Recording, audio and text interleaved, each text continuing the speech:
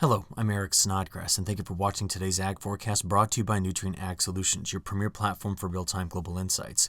Well, at the end of last week, we had the brand new maps that update our statewide precipitation ranks for the month of February.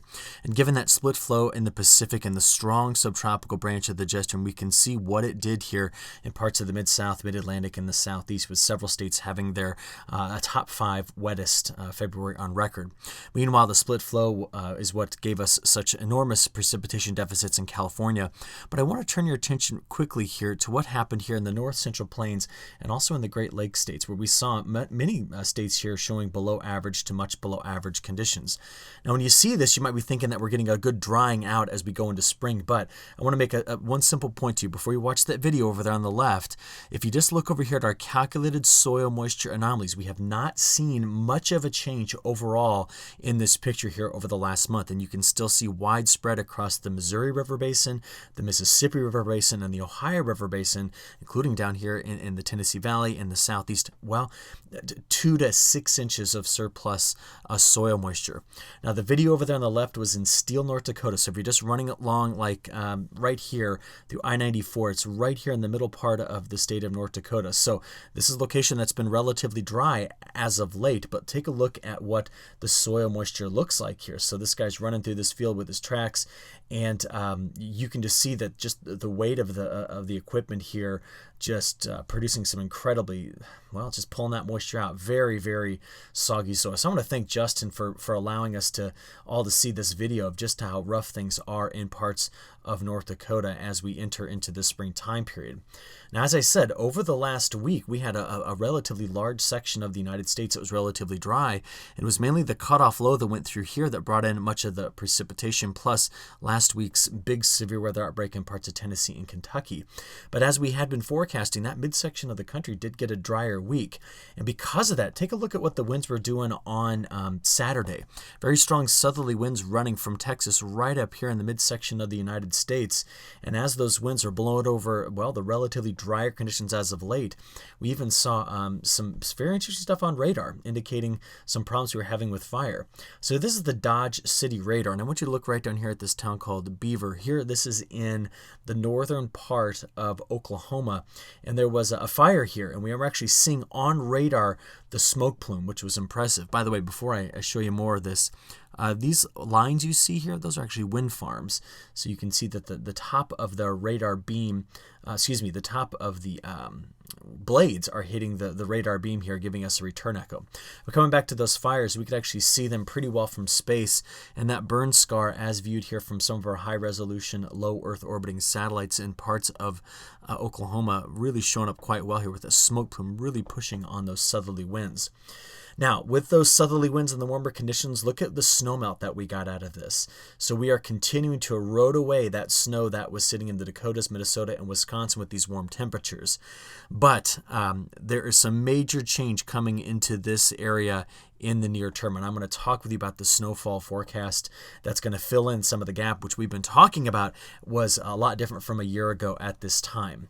But certainly, Sunday worked hard on melting more of that snow. This is just a snapshot at high temperatures on Sunday afternoon across the country. And we saw 60-degree, even 70-degree weather spreading up into parts of through Illinois, through Iowa, into southern Minnesota, southern South Dakota, Nebraska. And look at the warmth that was coming up here. So with that as kind of the backdrop, let me show you what the most important part of this weather story is going to be in the coming days. This is just a view later on today, on Monday, of what the flow at the surface looks like. Now, we will be seeing multiple times over the next 10 to 15 days large low pressure systems building off of the southwestern part of the United States, specifically off of California. We will see a northern branch of the jet stream kick several little waves that come sneaking through like this that are going to initiate multiple rounds of precipitation. And feeding all of it will be high pressure sitting somewhere here across the east coast, off the east coast, and it's going to have that clockwise flow that's just going to funnel that moisture right into each one of these systems that comes through. So we have this northern branch that's going to initiate systems. We have the southern branch, which is making big cutoff lows like the one you see here, and all the actions coming into the midsection of the United States. And today, that action is going to be right in through here, as you can already see the transport of moisture, the boundary sitting in this area, and as a result, a lot of cloud cover and precipitation. As we work ourselves through the middle part of this month, this is a highly amplified jet stream pattern, and it's primarily dominated by this ridge you see right here. So this has been a storyline that we've been kind of holding for at least the last 20 days, watching that ridge over Alaska. We can see that it is building as we get out here to March 19th, right into the state of Alaska, displacing the cold air down the spine of the Rocky Mountains, feeding a deeper trough sitting here. But then what's happening is this flow is going right over the top of a sizable ridge that is along the East Coast. And you all know this. If we take a flow pattern with a trough out west and a big ridge sitting like this over the east, the battleground happens right here in the middle part of that flow pattern. And as a result of that, you're going to get a precipitation outlook like this for your next 15 days. So this goes all the way to March 24th. We can see the influence of that pattern, the jet stream coming up like this, dipping around, meeting up with the subtropical branch of the jet stream and just racing on off to the North Atlantic. And as a consequence, I'll get that drawing off there for you. Yes, we're bringing in much needed precipitation to California. This northerly flow is drier for the Pacific Northwest, but the systems that are excited out of this pattern pass almost everywhere east of the Rocky Mountains and increase precipitation chances. And unfortunately, where we saw at the beginning of this video, where the very wet conditions were, especially in through here, we're going to be adding quite a bit more precipitation in through that area. And the risk for severe weather, which we talked about a lot last week, increases not only in this quarter, but also in here as well. So we're going to keep a very close eye on that. Now, keeping on that thread of severe weather, what you have here is the next 3 days. So we have Monday up here in the upper left, we have Tuesday in the upper right, and Wednesday down here in the bottom.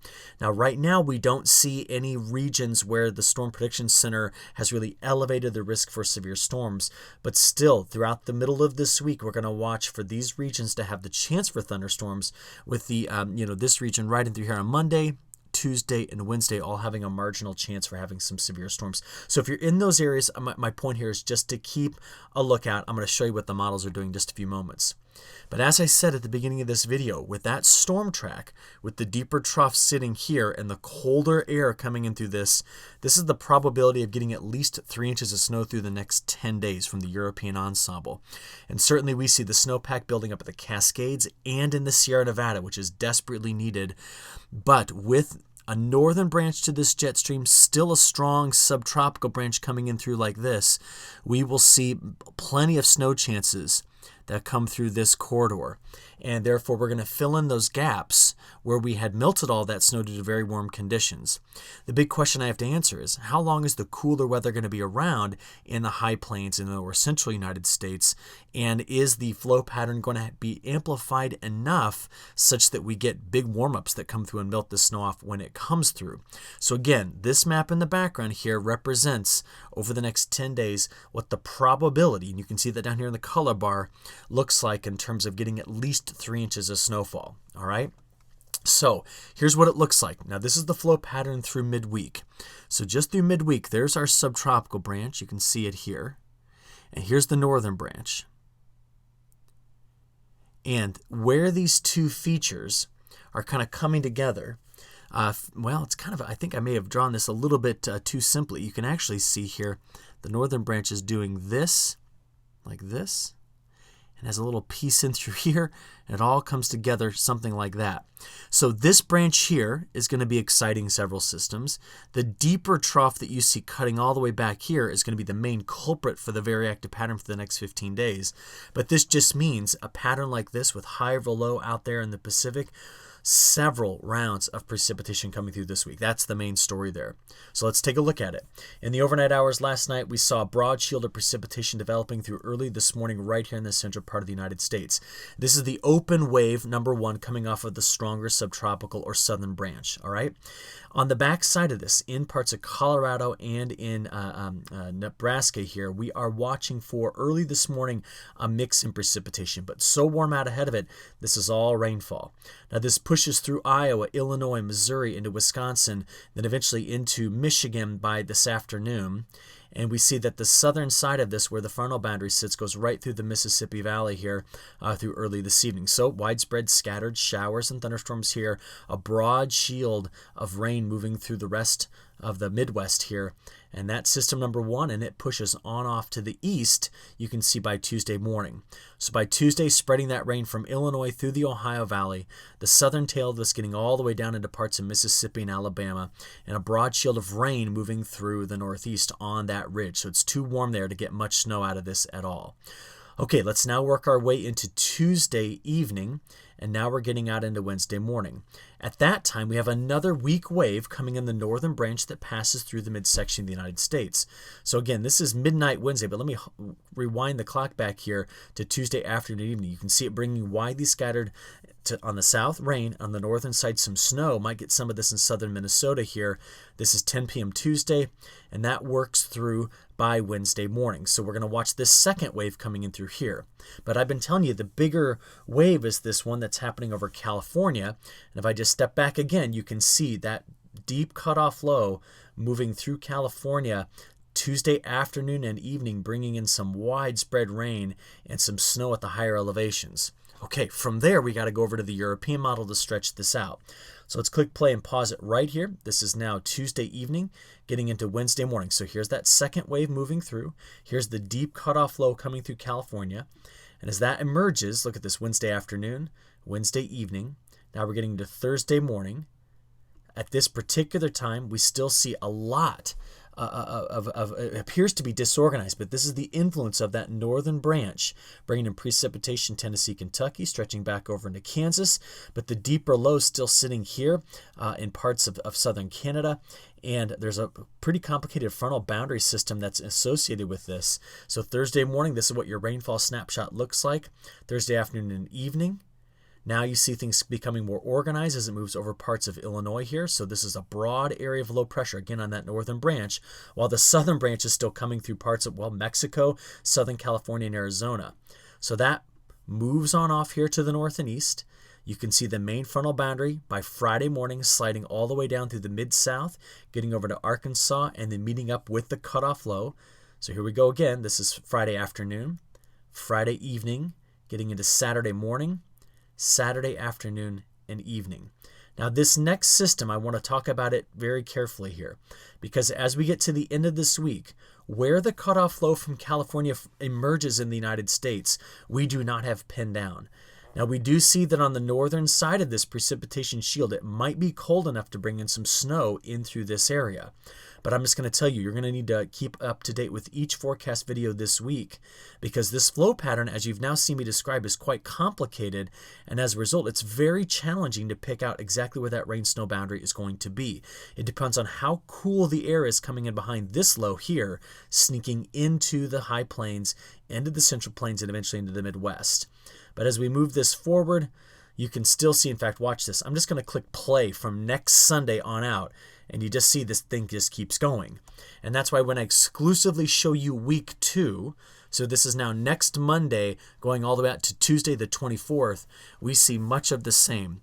And that is this pattern is setting up for wet conditions here, systems emerging here in Southern California, 2 branches to the jet stream kind of working in harmony together to make this pattern very active. And that's the main setup we're going to be seeing here, at least through the 3rd week of the month of March. And the big question is, will it last beyond that? Now, before I get into that bigger idea, let me at least show you what temperatures are going to do. So the series of maps we're going to watch here show you high temperature departure from normal. So this is Monday. And as we work our way forward, you can see the big warmth that was in the midsection of the country pushing to the north and east on Monday. But watch as we get ourselves into Tuesday's departure from normal. This is now Wednesday. Remember, this is when we're watching that second leading wave come through. So very warm there. This is now getting into Thursday. Behind it, cool off is happening. Ready? This is Thursday's departure. Friday's departure getting into the weekend. Now remember, it's by the weekend we fully see the cutoff low making its way into the midsection of the United States. And that's when the deeper trough begins to become established in the Northwest. So look at Montana, Idaho, look at parts of Washington, Oregon here, seeing temperatures now 10 to 20 degrees cooler than average, and it's starting to spread into parts of the Dakotas as well. By Sunday, next weekend, it's going to be a lot different looking temperature pattern than what we saw this past Sunday.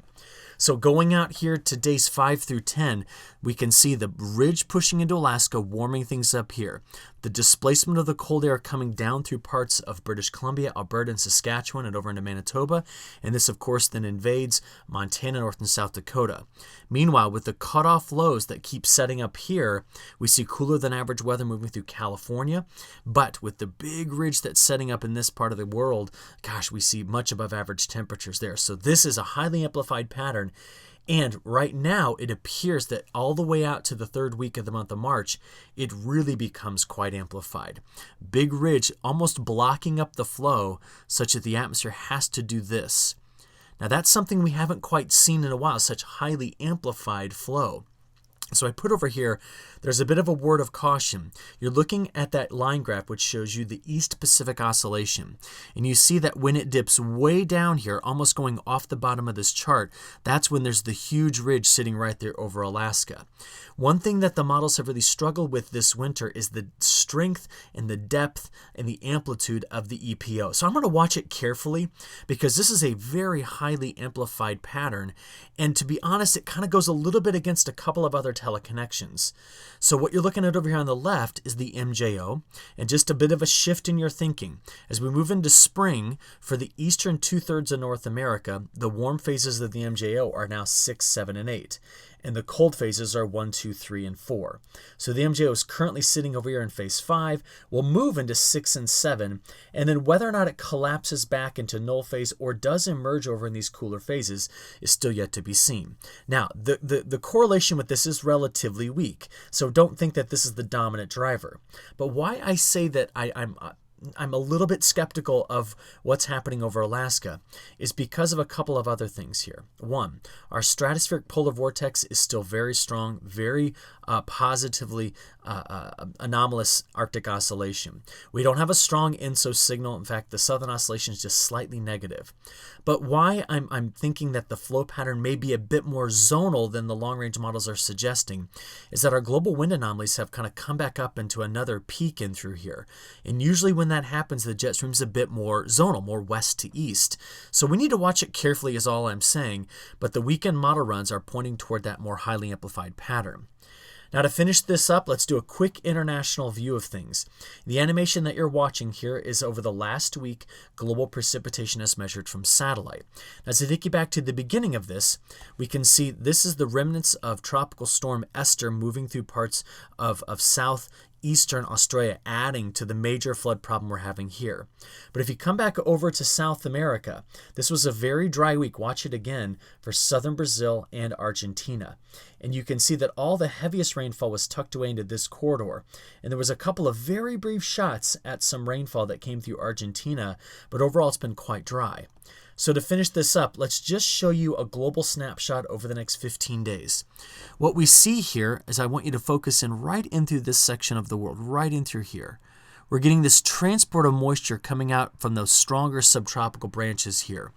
We're seeing the heaviest rainfall skirt on this side of Australia, leaving much of the rest of Australia except for the far southwestern corner on the drier side of things.